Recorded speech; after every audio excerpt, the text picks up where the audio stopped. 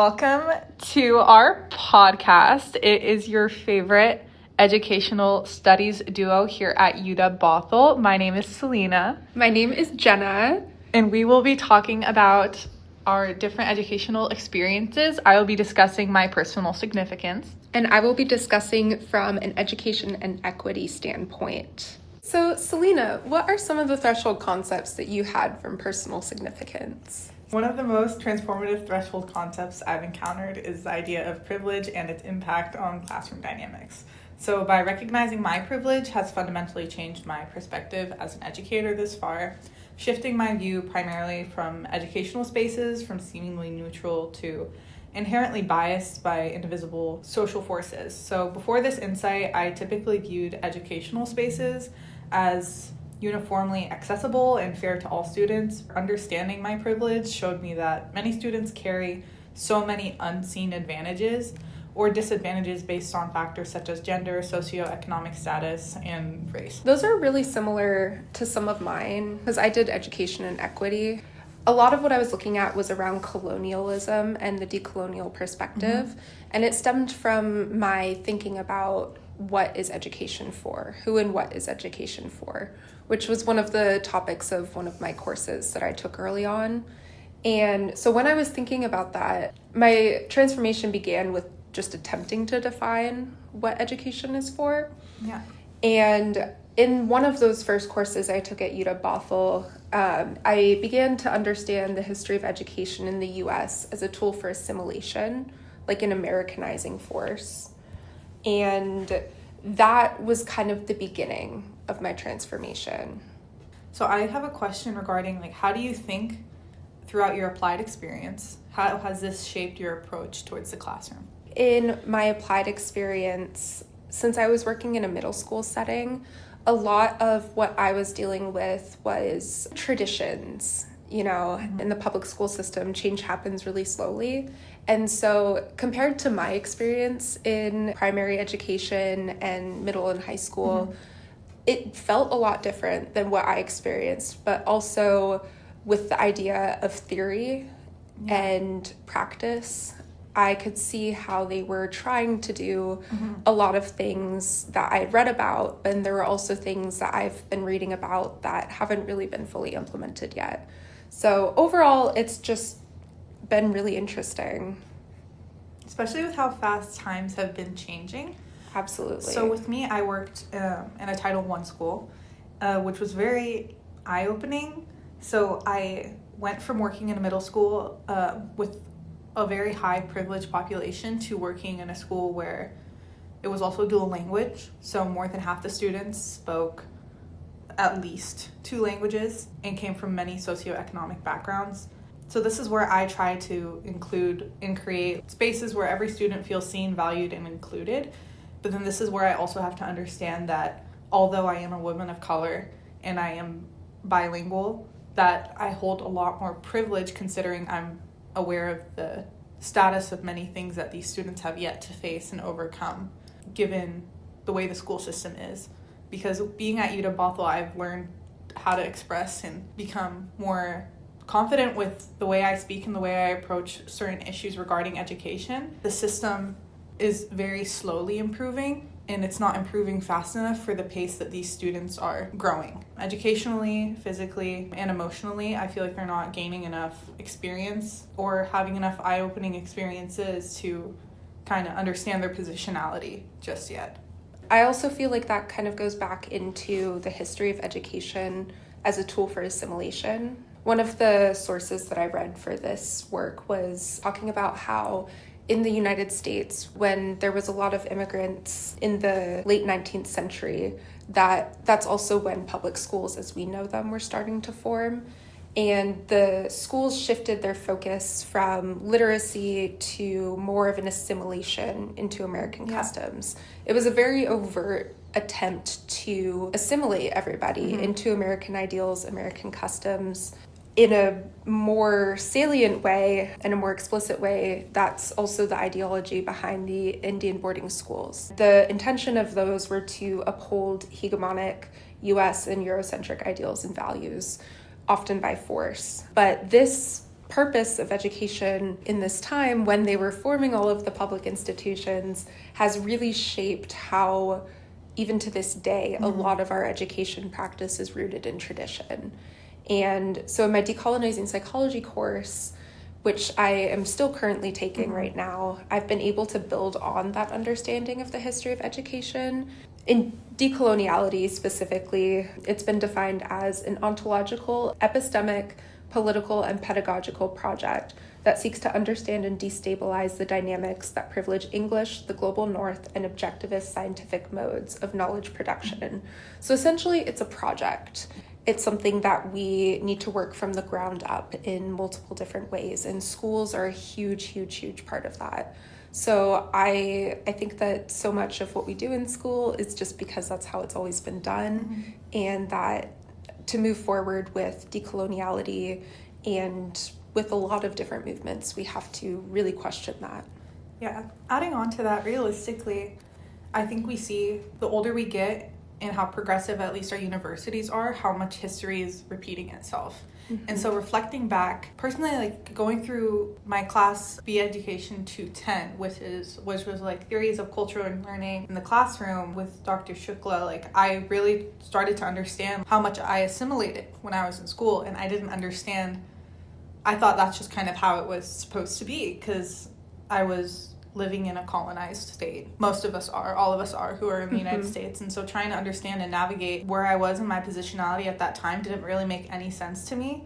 So the awareness that I have now shapes every choice that I have made throughout the classroom, from the materials that I select to the ways that I encourage students to share their stories and be proud of the diversity that they hold and present to the school. So like I strive to create those environments that value diversity and reflect the various identities of the students that I have worked with. So like you said, Jenna, it's really about decolonizing that narrative, because we're still reading books that talk about the white savior, and we're still presenting that to younger students. And so when it comes to progressiveness, it's not just about social norms, it's about academic norms, because now students have access to the materials that we never had access to when we were younger. So we need to encourage that environment in which students know what they're getting themselves into by the time they reach their early 20s, rather than them having a different culture shock and having to adapt to new environments and learn all these new things that they should have been learning from a much younger age, so that they know that they're valued and they're appreciated regardless of whatever the book is that they're reading or the curriculum, how the curriculum is structured, or the environment that they're in, that it's different outside of the classroom. But that's why we also need to make sure that the classroom is a safe space. And I think for me too, as a white person, I grew up in predominantly white schools, and I had very little exposure to any other cultures until I got to college. So for me, a lot of the process since I've been in college has been unlearning those messages.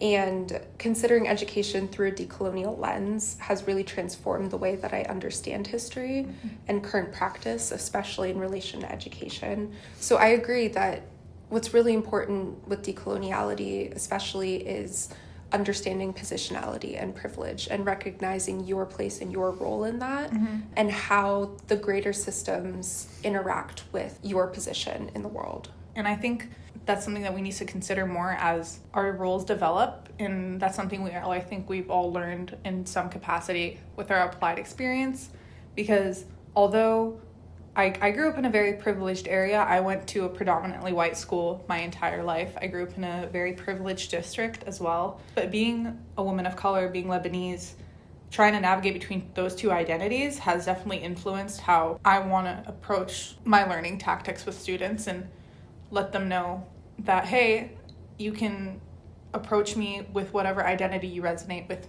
most of all. Because I remember personally, I would have to act a certain way or shy away from talking about certain values or practices just to make sure that my point got across, which is unfortunately something that I've seen with my students, and to which I have to let them know, like, hey, you can say your name the way it's supposed to be pronounced. You don't have to make Absolutely. It easier, dumb it down, because that's your identity, and it's one of the most valuable things, and it's something that you should be very proud of. So I would say, like, yeah, my journey as an educator has definitely been deeply influenced by many themes of privilege since I grew up more privileged being born and raised here. So cultural reclamation was a big one for me, and as well as identity. So I would say these themes have reshaped my understanding of inclusivity and the role I play in fostering a classroom that reflects the diversity as well as the unique background of each and every student. I came to understand with the Negri Pool book how my personal experiences influence this passion of mine, and my own experiences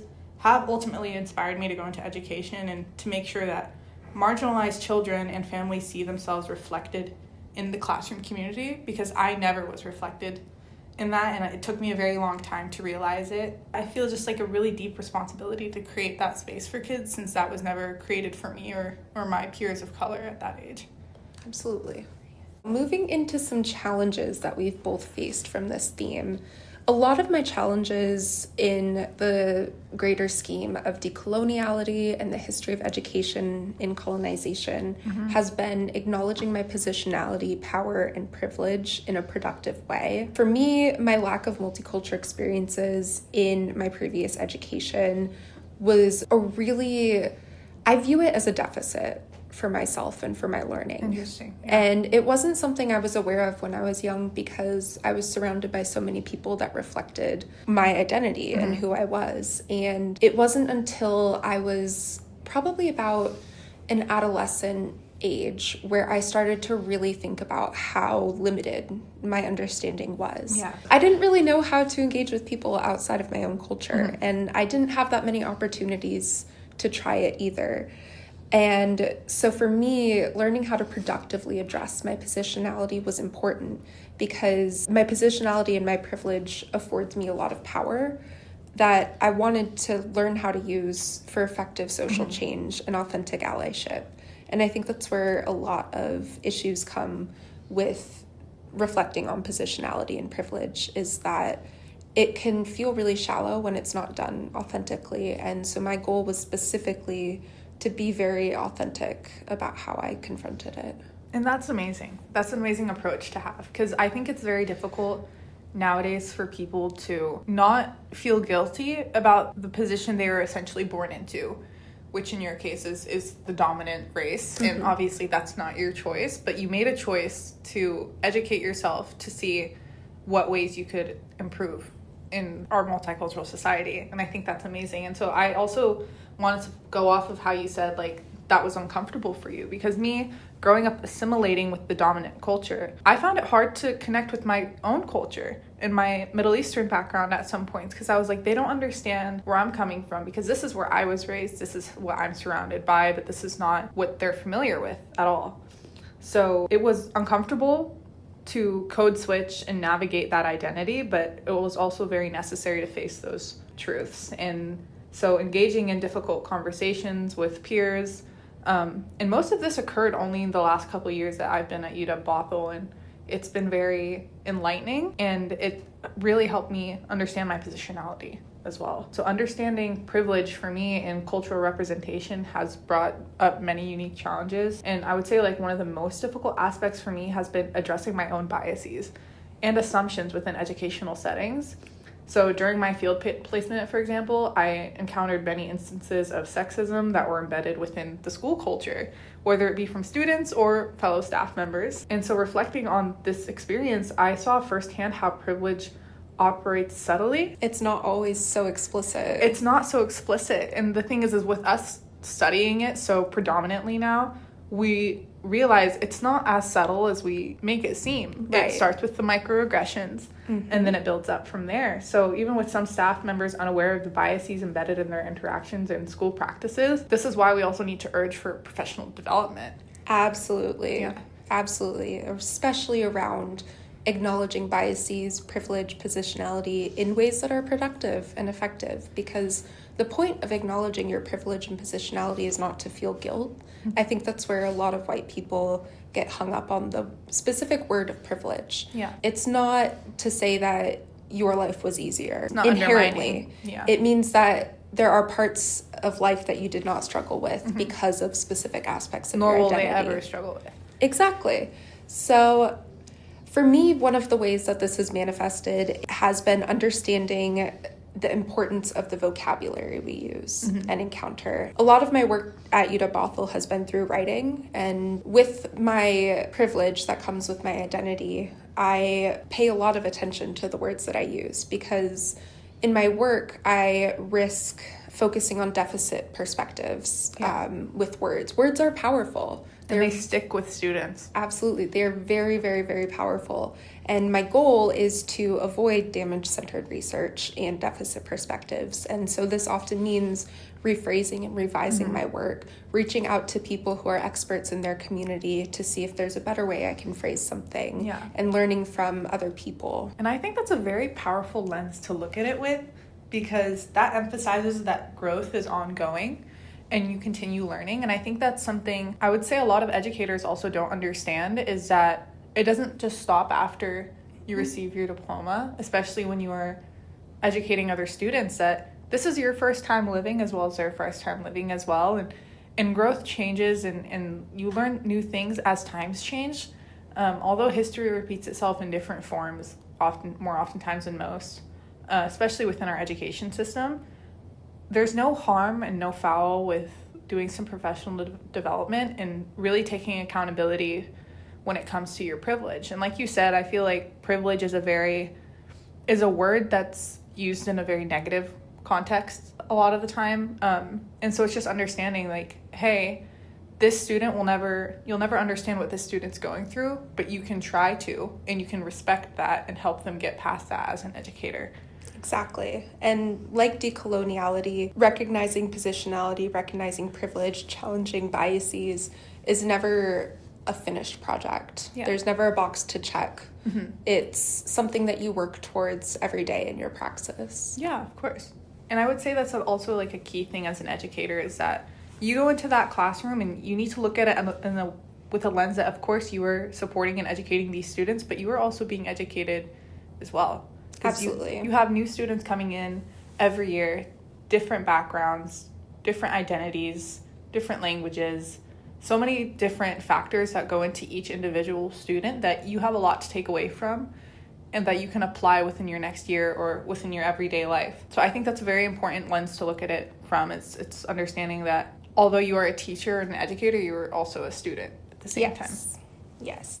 So for me, some of the important resources I had a lot of resources. Yeah. I love a good citation, you know this, but one of the ones that I had from one of my classes in the very beginning of my time at Bothell was actually just a PBS website. It was a PBS teaching timeline that focused on describing the history of education from a teacher's perspective. Okay. So it talked about how education and teaching has transformed in the United States. And that's where I got the term Americanizing from. I've actually referenced this timeline quite a lot throughout my time here. And so that's why that one's been a very significant resource for me. Another resource that I have from my recent class in decolonizing psychology is Rodriguez and Langhout. They have an article called Seeking Utopia, Psychology's Wave Toward Decoloniality, which discussed a variety of ways to decolonize research. And even though this is from more of a psychology perspective, it's very relevant to research, especially in all social fields. It goes hand in hand, for sure. It does. And so one of their examples is that research should be situated in a community's socio-historical intersectional consciousness, which means that research should be considered with respect to the social, historical, and cultural contexts of the subjects involved.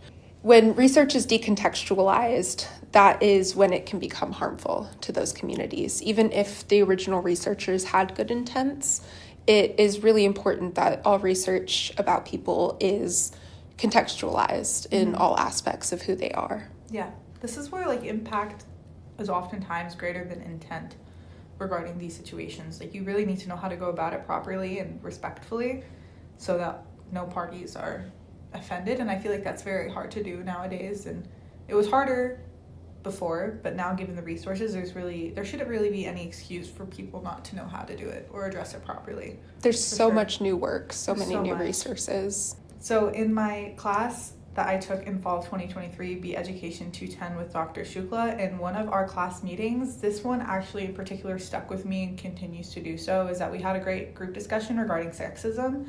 And my group and I talked about how we each see sexism in a school setting, and we ended up creating a connection through the article regarding privilege. So a lot of people don't realize that the privilege they hold, therefore they grow through it in an unconscious amount of power that they hold, specifically men. This was refreshing to hear, considering that my group mates were both males. So them speaking up on ways they've seen it themselves in classrooms was very enlightening to hear, because it's more oftentimes than most, it's very hard to see people take accountability with their power that they don't understand that they have. So being a woman, we oftentimes pick up on things very easily in an academic setting, like when we witness a male getting appraisal for doing the exact same work by a teacher that's just more like a unconscious practice for us. So the authors of the book that we were reading, Sensoy and D'Angelo, argue that there are 3 reasons why sexism is difficult to pick up on. One of them being the focus on individuals rather than the patterns, as well as the influence of corporate culture and the ideology of being civilized and uncivilized in this academic world. And so many people can internalize that too. Yeah. Especially since a lot of teaching profession is women, that unfortunately, even though we are more able to perceive that happening, we also can, without reflecting critically on our beliefs and our experiences, we can unintentionally perpetuate that going forward. So I think that what you described speaks to really the importance of having these opportunities to reflect, to identify our positionality and understand how our identity interacts with those around us. For some of my artifacts, I included 2 papers that I wrote throughout my time at Bothell. One was a midterm paper that I wrote in one of my first classes, and the other one is a paper I wrote very recently for my decolonizing psychology class. And the reason I included those 2 artifacts in my theme essay was because they were both talking about colonialism in the United States and in education, but it shows how my thinking has really evolved on this topic, because I connected deeply with the idea of historical education as a force for Americanization.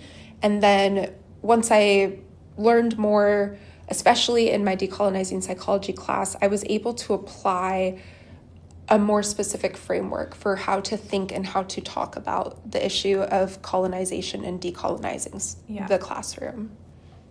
And that's a very insightful way to think about it, because I feel like drawing in those personal experiences and taking away those things from classes and then putting it into your applied experience it's something that's the whole point of our applied experience, is to really get an understanding of the concepts that we're learning and apply them to everyday life and the education that we're wanting to work in. So how does your personal significance inform what you're thinking about for your future in this theme? So growing up, I always wanted to pursue law, and that was never a question for me until I reached a certain point in my journey throughout high school and started community college, and I was like, wow, this is something that helped alter my perspective, and it's something that is very powerful that is often undermined. Being an education major, wanting to work within education is very undermined, especially being women, because it is a female-dominated field, so a lot of people don't take it very seriously. And then I learned after working in education for a little bit that I can incorporate that law aspect, and I slowly but surely realized how quickly everything needs to be changed, and the flaws, I guess, that are misunderstood, that are often overlooked. And so I want to work on the root causes. Basically, what I want to do with the educational policy and how I came to understand that is it goes beyond the classroom. And I think that's often overlooked, is that whatever we're working on right now, there are practices, there are meetings, there are development changes that are occurring for this to be addressed in a classroom. And the things that are addressed in the classroom are very flawed. And I think they've been flawed for a very long time. And so I want to help work towards changing that and making it as progressive as possible and inclusive, considering that I think both you and I know the school districts that we grew up in were flawed in numerous ways, but because of our assimilation, we didn't really pay attention to it as much because Not until we were older. Not until we were older, because we just looked at our education as something that had to happen. We didn't view it as something that could be changed. And it didn't feel, as a child, it didn't feel like it was as powerful as we know that it is today. Exactly. For me, moving forward into the future, I definitely understand my power and my privilege a lot better. And for me, those are informing my commitment to authentic allyship in the context of decoloniality, which is also where I hold trepidation because of factors of my identity, especially my whiteness. I am at risk of oppressing communities that I'm not a part of or contributing to harmful rhetoric. So I feel empowered through learning some of the appropriate terminology, as well as being open to continue to evolve my vocabulary. Language changes and things change. And so for me, continuing the open-mindedness, the never being finished learning, never being finished with decoloniality or with acknowledging my positionality, those are really important to me and in my future work. Yeah, and I think that's a great way to look at it, because you're committed, but you know that there's always more to learn. So it's not about having essentially one end goal. It's an inherently unfinished project. It's a direction to work towards. Yeah, because like you said previously, times change, people change. New issues arise. And so I think that's just a very truthful way of looking at it regarding students and our goals and wanting to work within education, for sure. Absolutely. One of the things that you mentioned earlier that I want to talk more about is advocating for multicultural education and immersion within schools, especially in my homogenous education as a hindrance, as a deficit. Yeah. I, because of that, especially feel driven to increase representation in education, because it is so important to have that exposure, to learn how to interact with all sorts of different people. And so I'm very passionate about that. And I think it's interesting that you bring that up, because I feel like that's something a lot of students that I've tried to, break down these barriers to, who have this privilege, they often tell me, hey, it doesn't affect me, so why do I have to learn it? And I'm like, well, you have to open up your eyes a little bit and see the community that you're surrounding yourself with. Like, hey, are all your friends as privileged as you? Do all your friends speak the same language as you? Are all the people you're surrounding yourself with, do they look like you? And act like you. And have the same practices and backgrounds. And it's just more of, you're living in such a diverse place. Especially being in Washington State, we have such a diverse population. And it's surprising our schools are not they're kind of diverse. Set back. They are. Like we have the diversity within the population, within the percentages of the students from different backgrounds, but we don't have it within the curriculum. We don't have it within the school practices nor the policies. Or even in a lot of cases, so many schools are still effectively segregated. Yeah. And there's a lot of districts that have much higher populations of students of color, and then there's a lot of districts, like the one I attended was very, very high white population comparatively. And so I think from a legal aspect, working towards understanding those policies and disrupting them, I think is really important. Of course, and I think this goes hand in hand with what I want to pursue eventually, and I think it also has to do with assimilation, because a lot of our educators assimilate, and I feel like that's something we don't discuss enough, considering they go into a building as a new teacher or as a new paraeducator, and they just believe whatever's being said goes. They don't understand that, hey, if I believe it's flawed, you can change it, because this isn't like an office job. This isn't a corporation.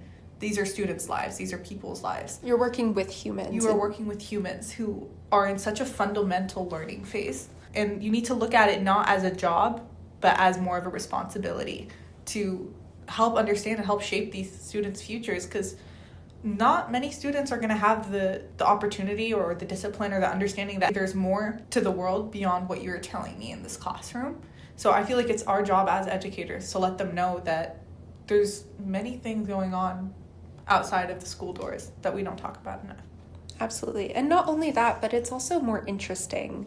Something that I feel really passionate about in my future work for research is understanding student engagement. Like I am passionate about advocating for multicultural education, moving towards decoloniality, I also feel that the curriculum that we teach, the whitewashed, Americanized version that we teach, is not interesting. Yeah. Students check out.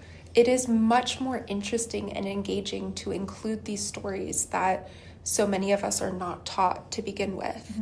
And so from a student engagement perspective, I think that moving towards better representation in curriculum will address that as well. Yeah. It seems like we have so many manifestations of the issue, and it's not necessarily one solution for all of these, but it's more of a general mindset shift. Working with that, I believe that a lot of the issues we have in education that we've seen will be able to be addressed in similar ways. Yeah, and I think this directly relates back to what you said previously about colonialism.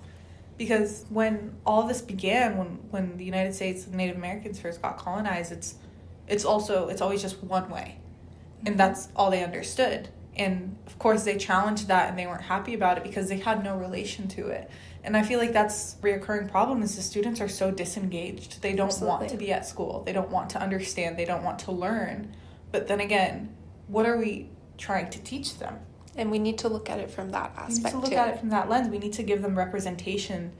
Like, representation matters. It shapes students' confidence and their sense of belonging, and they need to understand that they do have history. And I feel like that's just something that's not talked about enough. It's always, oh, well, it's the student's fault that they're not engaged. Well, you're not giving them a reason to be engaged or want to be present or want to be a part of the classroom environment. So let's start at the root of the problem and then go from there. And that will also help to challenge any deficit ideologies, because by blaming an individual, either a student or a group, you're placing the burden of the problem on them. And instead, we have to look at the bigger system and see how the system is implicating all of these issues and problems that we have been able to identify and hope to challenge in our future. Exactly, because students are just told to be there. This is something I think we've all been told, is when you reach a certain age, you start attending school, you're going to graduate by a certain age. So it's the educator's responsibility and honestly, like, our government responsibility to help these students want to be there, realistically. That's their obligation, is to be there. It's your obligation to teach them. It is. And it's not to repeat certain practices. It's to enlighten them that there are more practices than what they were told or what's being said or what's being repeated. So moving forward, for me specifically, going into grad school, going into research, I really want to focus on the spirit of decoloniality, as well as understanding student engagement and improving that through curriculum, through policy.